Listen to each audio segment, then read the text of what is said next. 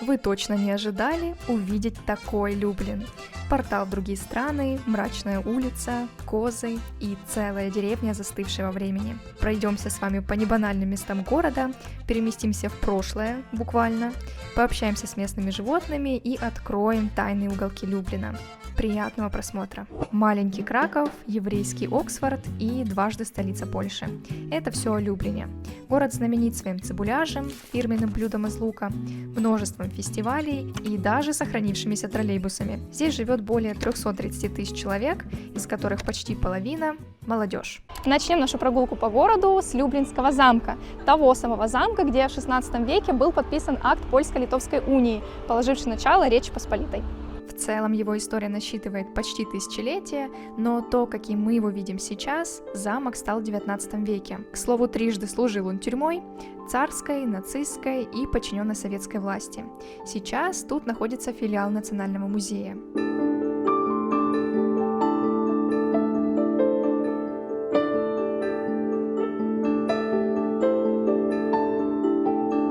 В 100 метрах от замка находятся Гродские ворота, построенные в XIV веке и перестроенные в XVIII. Собственно, сверху и отмечен год реконструкции римскими числами, а аббревиатура САР обозначает спонсора – Станислава Августа Рекса. Ворота соединяют старый город и Люблинский замок, и раньше назывались еврейскими, потому что за ними находился еврейский район. Одной из самых интересных площадей старого города я бы назвала плац Пофаже. С XIII века тут стоял костел святого Михаила Архангела, но по техническим причинам его снесли в 1857. Тем не менее, благодаря руинам фундамента и миниатюре можно представить, как выглядело здание. Отсюда же открываются виды на замок и окрестности.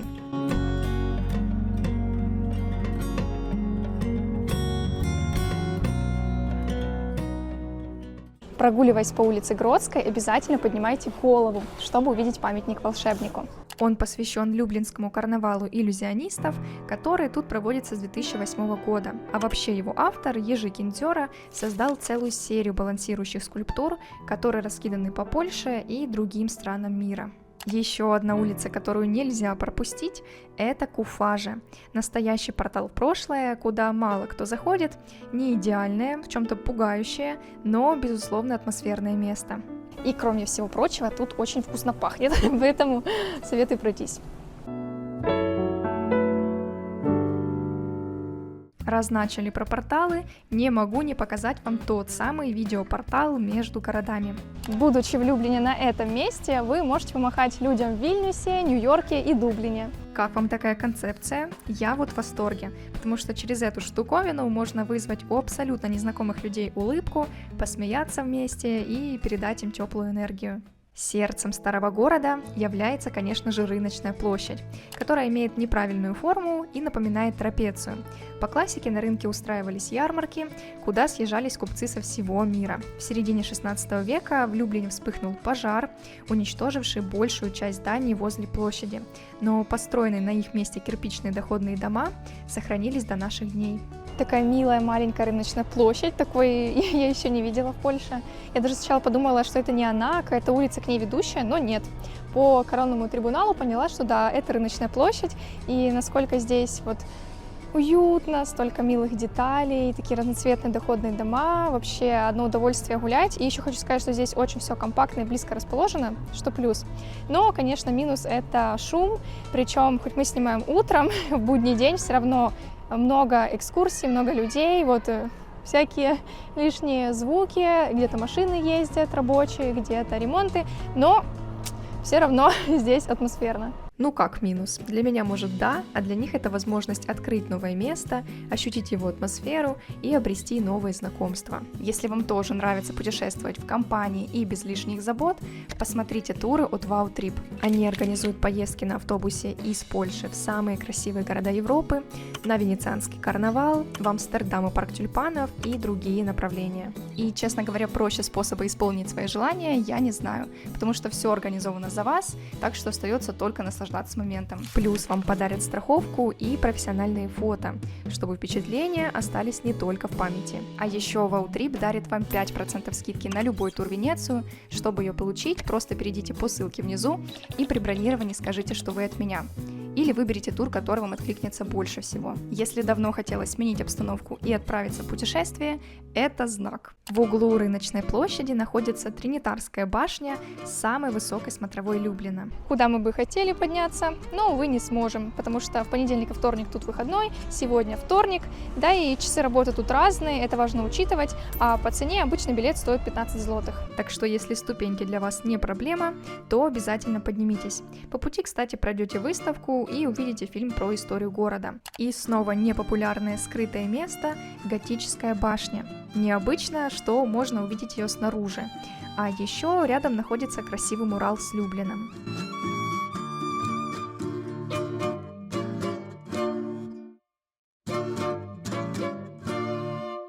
Кусочек Кракова – Краковские ворота. Тут пролегал исторический торговый путь, который вел из Кракова через Люблин в Вильнюс.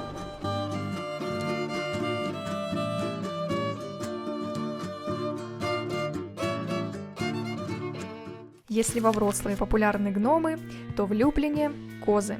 Правда, их не сотни как гномов, а всего 7. Пока что. Коза – один из главных символов города, она даже изображена на его гербе. Но также вы можете ее встретить много где в Люблине, помимо фигурок и питьевого фонтана.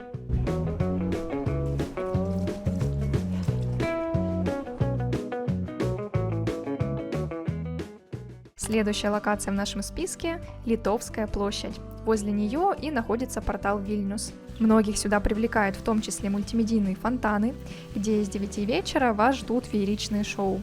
Правда, только в теплое время года.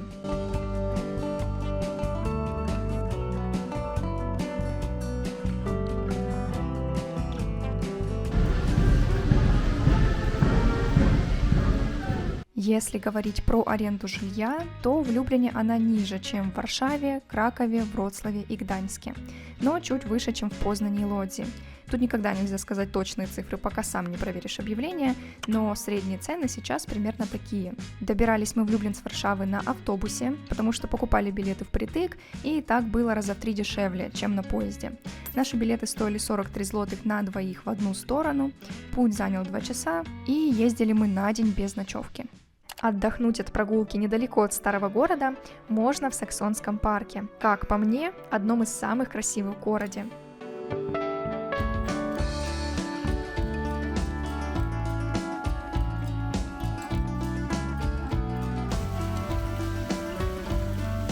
Отдохнуть в этом парке после шумного старого города было лучшим решением, и теперь я чувствую себя даже как-то спокойнее, потому что реально в туристических местах, ну вот мы их столько снимали, что реально уже надоело вот эта вся суматоха, которая там происходит, этот хаос, очень много туристов, экскурсий, тут тоже, кстати, группа людей ходят, и детей, но все равно очень успокоило это место, и особенно запомнились павлины. И, наконец, мы с вами добрались до Люблинского музея села, одного из крупнейших в Польше этнографических музеев под открытым небом. Я особенно люблю такие места, где можно вот так вживую прикоснуться к истории и культуре прошлого, в нашем случае Люблинского региона. Музей живописно расположен в долине реки Чеховки и состоит из разных секторов. Тут есть и дворянские усадьбы 18-19 веков, и, конечно, костел, и модель провинциального городка 30-х годов 20 века с парикмахерской, магазинами, мастерскими, почтой, пивной и не только. Во многие дома можно зайти, чтобы поизучать детали интерьера и даже узнать о семьях, которые в них жили. Территория большая и насыщенная, поэтому закладывайте на это место часа 4. Ну а атмосферы добавят невероятно красивые и ухоженные растения и домашние животные – лошади, кролики, овцы и другие.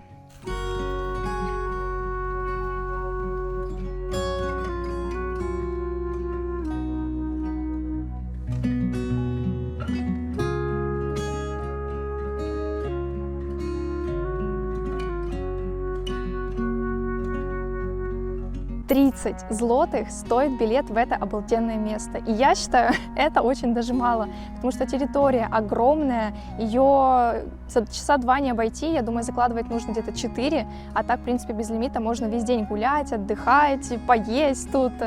и, в принципе, сделать очень много фото. Атмосфера превзошла все мои ожидания, потому что тут можно зайти почти в каждый дом, и внутри, самое главное, такой запах стоит прям реально как в прошлом, как в селе.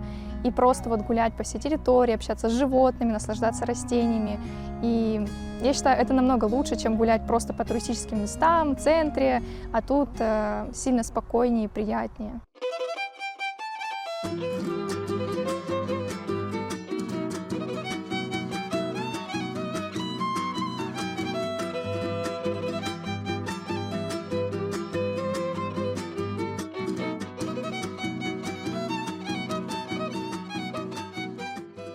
Жду вашего мнения про Люблин в комментариях. Мне лично город максимально откликнулся своей душевностью и уникальным музеем, который мало смотреть, надо ехать, ощущать на себе его атмосферу. Ну, а мы увидимся с вами совсем скоро, в следующем видео. Пока!